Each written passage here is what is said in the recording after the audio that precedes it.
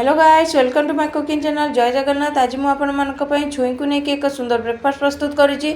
जो मैंने छुई खावा को पसंद करते से मैंने जानी भी पारे ये ब्रेकफास्ट ए छुई मिसी। आपड़ देखिपे ये छुई अच्छी छुई को लेकिन मुझे केते प्रकार रेसिपी प्रस्तुत कर शेयर करी। छुई को सब बेले आम चुबेवा भी पसंद करती छुई चुबेवा फल आम मुहर घा होता है। तो से आज यही सहज उपाय रेसिपी प्रस्तुत कर सर्वप्रथम आम छुईटी को भल भाव छोट छोट करके काटी नवा काटी भल भाव धोई नवा। बर्तमान आम एक कुकर रे से छुई को ऐड करना से गोटे ग्लास पानी एवं स्वाद अनुसार लुण हलदी पकई नवा। लुण हलदी पकई सारा पर से आम काटी रखि गोटे रु दुईटी टमाटर आम से काटिकी ऐड करना। खंडे अदा पकई नवा। ये सब पकई भल भाव मिक्स करना। भल भाव मिक्स कलापर ढाकुणी टी बंद करदे 2 ରୁ 3टी सीटी आसा पर्यंत आम बॉयल करना जमती छुईटी पूरा भल भाव बॉयल हो। बर्तमान आम ढाकुणी बंद कर दौचे। ढाकुणी बंद करी ताकू आम गैस ऑन करी 2 ରୁ 3टी सीटी आसा पर्यंत बॉयल करना। बेसी आम बॉयल करवानी जमती भल भाव बॉयल हो। बर्तमान देखिपे छुईटी भल भाव बॉयल हो एकदम पूरा भल भाव पेस्ट हो। बर्तमान आपण मानकु मु देखै पारुची। बर्तमान आम कौन करवा यही छुई को एक ग्राइंडर जार रे आम ऐड करनवा। किंतु यही छुईटी पूरा भल भाव ठंडा होगा दरकार। भल भाव ठंडा है आम यही छुई सीजा को एवं से पानी को जहाँ सब थी सब मिसेकी आम ग्राइंडर जार दे एक फाइन पेस्ट करनवा।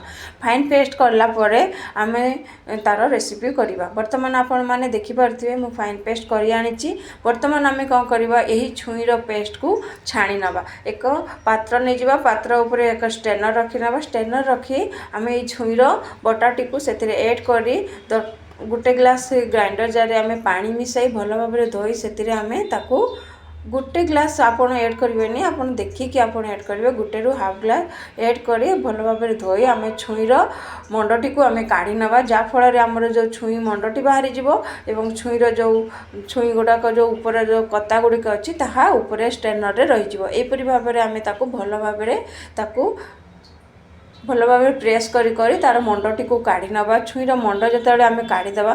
बर्तमान आम कौन करवा छुईर जो कता गुड़ी को भल भाव आम हाथ में रखी भल भाव मुठा करके चिपुड़ी देवा जहाँद्वारा आमर मंड बाहर एवं कता गुड़िक ऊपर रही देखिपे यहीपरी भाव में आपड़ करने।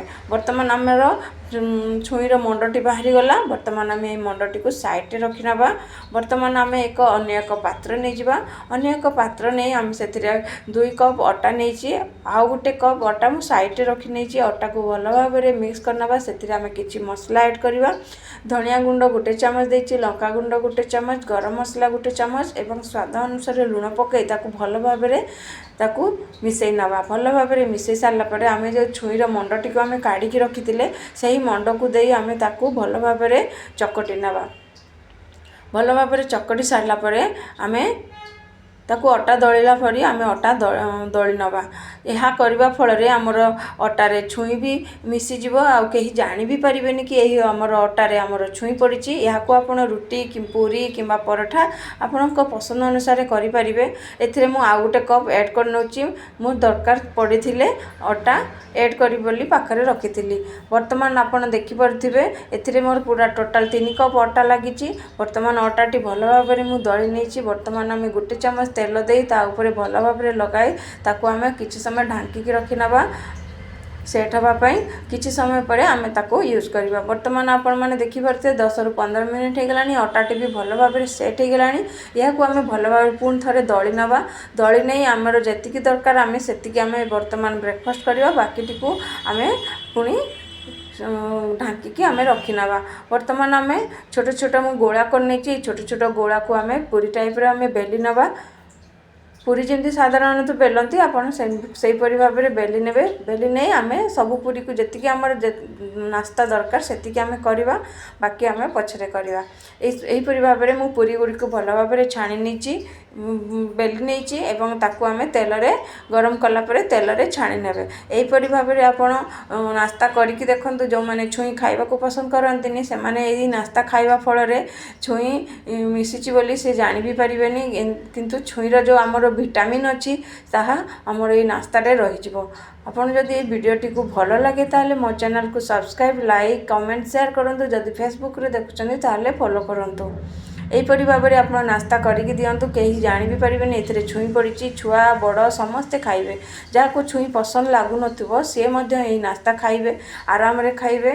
ଏବଂ ଛୁଇଁରେ ଆମର ଯେଉଁ ଭିଟାମିନ୍ ପ୍ରୋଟିନ୍ ଅଛି ତାହା ଆମର ଏଇ ନାସ୍ତାରେ ଭରପୁର ଅଛି। ବର୍ତ୍ତମାନ ଆମର ଦେଖିପାରୁଥିବେ ପୁରୀ ଗୁଡ଼ିକ ଭଲ ଭାବରେ ଲାଲ ହେବା ତକ ମୁଁ ଛାଣି ନେଇଛି।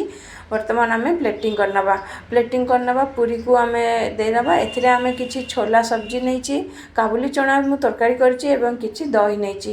ଆପଣଙ୍କ ପସନ୍ଦ ଅନୁସାରେ ଚଟଣି କିମ୍ବା ତରକାରୀ ଆପଣ ଦେଇ ସର୍ଭ କରିବେ। ବର୍ତ୍ତମାନ ଆମର ପ୍ରସ୍ତୁତ ହୋଇଗଲା ଛୁଇଁ ପୁରୀ।